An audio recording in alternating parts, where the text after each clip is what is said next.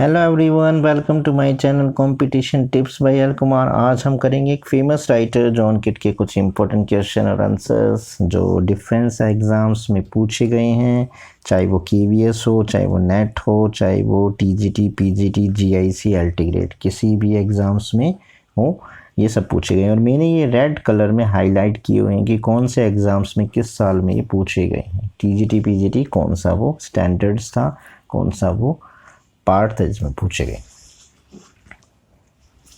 तो देर न करते हुए चलिए स्टार्ट करते हैं। Question number first, who among the following is known from his Hellenic spit.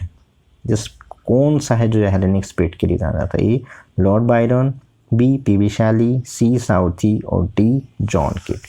तो वो थी ऑप्शन डी, इसका सही है, वो थी John Keats. Hellenic spirit of romanticisms के लिए जाने जाते थे John Keats. Next questions. Question number second.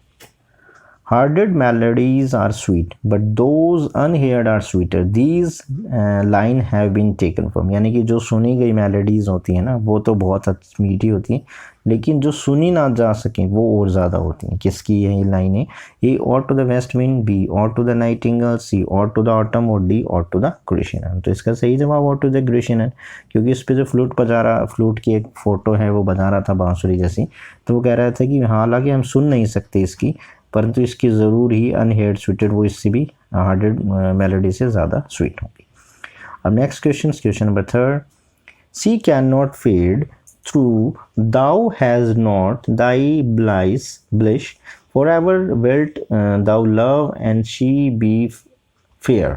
These line from ode to ode on a Grecian से लाइनें ली गई हैं। इसका रेफर्स क्या है? A permanence of time, transits time, C permanence of art या प्रेजेंस मूवमेंट। तो इसका जो है वो परमानेंस ऑफ आर्ट है, मतलब आर्ट ये परमानेंस रहेगी, वो कभी फेड नहीं होगी, वो कभी उसका प्यार कभी कम नहीं होगा, वो हरदम ऐसे जवान रहेंगे। जैसे उसने कही थी आगे लाइन में कि पेड़ की पत्तियां कभी नहीं गिरेंगी, ये प्रेमी और प्रेमिका आपस में मिल नहीं पाएंगे, लेकिन इनका ये एक दूसरे को जुदा भी नहीं हो पाएंगे। Next line, which of the following writer is noted for what Kit called negative capability? यानी कि किट्स को किसने नेगेटिव कैपेबिलिटी कहा था? ए मिल्टन, बी शैली, सी टेनिसन या डी शेक्सपियर। तो इसका सही जवाब है कि शेक्सपियर को जॉन किट ने क्या कहा था? नेगेटिव कैपेबिलिटी कहा था। Next questions, question number 5. With which of the following poets do we associated the pictorial quality of poetry? यानी कि इनकी पिक्चोरियल में एक फिगर दिखती थी, वो क्वालिटी किस में थी, कौन से पोइट्स में थी? ए वर्ड्सवर्थ, बी किट्स, सी शैली या डी मिल्टन। तो इसका सही जवाब है जॉन किट की जो पोइट्री थी वो एक तरीके से पिक्टोरियल क्वालिटी की पोइट्री थी, और वो उसमें ये खूबी थी कि वो पिक्चर हमारे आगे प्रेजेंस करती है। Next questions, question number 6, John Keats died at the age of. यानी कि जॉन किट की मृत्यु कितने साल की थे वो जब हुई थी? ए 20, बी 22, सी 30 और डी 26। तो इसका सही जवाब है कि वो केवल 26 एज के थे जब उनकी मृत्यु हुई थी। कब हुई थी? 31 अक्टूबर 1795 को हुई थी, और ट्यूबरक्लोसिस से उनकी मौत हुई थी जब वो 26 साल के थे। Next question number 7, John Keats died of, जैसे मैंने बता दी जॉन किट की मृत्यु कैसे हुई थी? ए कॉलरा से, बी कंजप्शन से, सी टाइफाइड से या डी रेंटल फेलियर से। तो जो उनकी मृत्यु हुई थी वो हुई थी कॉन्सेप्शन से, यानी कि उनकी जो एक तरीके से जो उनको क्या हुआ था, ट्यूबरक्लोसिस हुआ था। Next question number 8, the line Thou was not born for death, immortal bird। तुम्हारी यानी कि तुम तो पैदा ही नहीं हो मौत के, इमोर्टल, ये किसकी है? A to skylark, B the nightingale, C और टू ए नाइटिंगेल या डी डार्किंग थ्रस्ट। तो ये जो लाइनें हैं वो है हमारी famous poem to the skylark, और ये पोएम मैं ऑलरेडी करा चुका हूँ, ये आपको एलटी जो प्लेलिस्ट है उसमें आपको मिल जाएगी। टू स्काईलार्क 2 पार्ट्स में ये पोएम है। Next question, question number 9, the ऑर्ड ऑफ किट आर, जो किट्स की जो ऑर्ड थी वो क्या थी? ए रेगुलर थी, बी इरेगुलर थी, सी बोथ रेगुलर और इरेगुलर थी, या डी नाइदर रेगुलर और नॉन इरेगुलर। तो जो उनकी जो जॉन किट की जो ऑर्ड थी ना वो रेगुलर थी। ऑप्शन ए इसका सही है क्योंकि रेगुलर ऑर्ड में वो लिखते थे।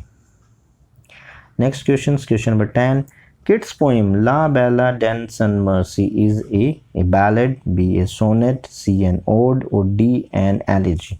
तो वो क्या है? ये बैलेड, और लिखा भी हुआ है इस पोइम, ये पोइम भी मैं करा चुका हूँ, ला बेला डन सन मर्सी, और लिखा हुआ इसके आगे बैलेड, ऑलरेडी लिखा हुआ इसके आगे बैलेड है। Question number 11, the year dash was culminating point of Keats career, यानी कि चेंजेस पॉइंट था ये जॉर्ज किट के कैरियर के लिए, वो कौन सा साल था? ए 1817, बी 1818, सी 1819 या डी 1821। और वो साल था इनका 1819 का साल, वो बहुत ही चेंजेस का साल था उनके लिए। Next question, question number 12, Which poem of John Keats has the theme of a fatal magical love learning man to his doom? ये किसकी, यानी कि जो ये बातें की गई हैं कि कौन सी का थीम है कि fatal magical love learning man of his doom? A the eve of Saint Agnes, B la belle dame merci, C और टू साइकी, या डी और टू ग्रेशियन अंत। तो ये किसका है? ये जो है, ये जो थीम है वो किसकी है? ला डेला बेन मर्सी। मैजिशियन मतलब वो अपने डूम में ले जाती है, वो मैजिकली उसको एक तरीके से सम्मोहित करके, ला डेला बेन मर्सी में ही। Next question, question number 13, the phrase negative capabilities associated with, किसके साथ ये जोड़ी जाती हैं? A Robert Herrick, B John Keats, C S T Coleridge और डी रॉबर्ट ब्राउनी। तो जैसे कि ये हम पहले डिस्कस कर चुके हैं, तो इसका सही जवाब क्या है? ऑप्शन बी ही है, जॉन किट के लिए है। शेक्सपियर को नेगेटिव कैपेबिलिटी कहा था। Next question, question number 14, read the following lines of a poem and answer the question that follows. Yes I must pass them for a नोबलर life, where I may find एगोनिस the strip of human hearts, which character of the poets create do find in these lines? A romantic quality, B humanitarian, C melancholy और D है sensuousness। तो इसका जो सही जवाब है वो humanitarian है। तो ये जो पोइट करेक्टरिस्टिक है पोइट का, ये एक तरीके से ह्यूमैनिटेरियन मतलब मानवतावादी है। Next question, question number 15, in which of his ode Keats wonder do I made or sleep? A or to Grecian, B or to Psyche, C or to Nightingale, या D none of these। Do I made और sleep, ये मतलब ये जो लाइनें हैं kits ने किसके लिए लिखी थी? क्या वो ग्रेशियन के लिए थे, और टू साइकी थी, या और टू नाइटिंगल, या नन ऑफ दीज?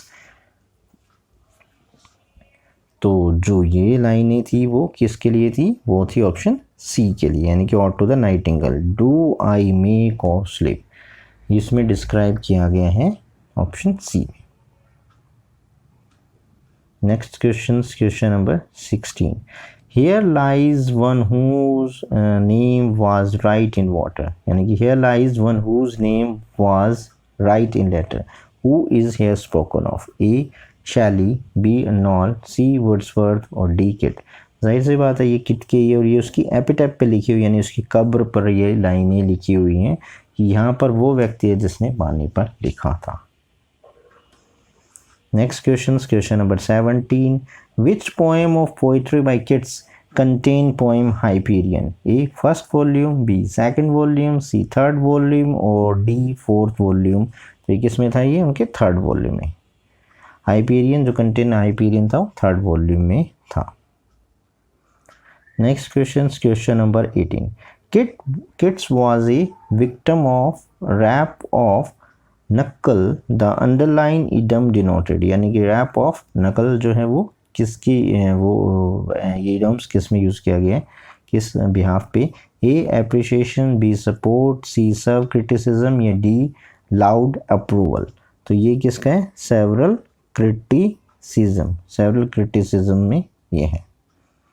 उसके भी यहाँ पे यूज़ किया गया।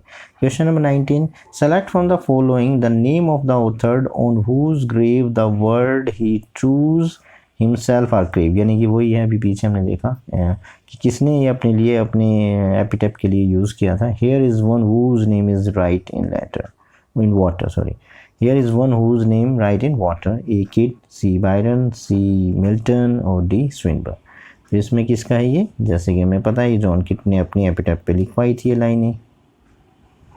नेक्स्ट क्वेश्चन और आज का last question, for which profession John Keats had license but never practice it, यानी कि उन्होंने लाइसेंस तो लिया लेकिन प्रैक्टिस नहीं करी, वो क्या थी वो, A pharmacist, B architect, C engineer या डी लॉयर। तो वो क्या थी, वो थी फार्मास्टिक, यानी कि वो एक सर्जन थे लेकिन उन्होंने वो काम नहीं कर पाए कुछ परेशानियों की वजह से। तो ये थे जॉन किट के कुछ इंपॉर्टेंट क्वेश्चन आंसर्स। मिलते हैं अगले वीडियो में, तब तक के लिए हैव ए नाइस डे।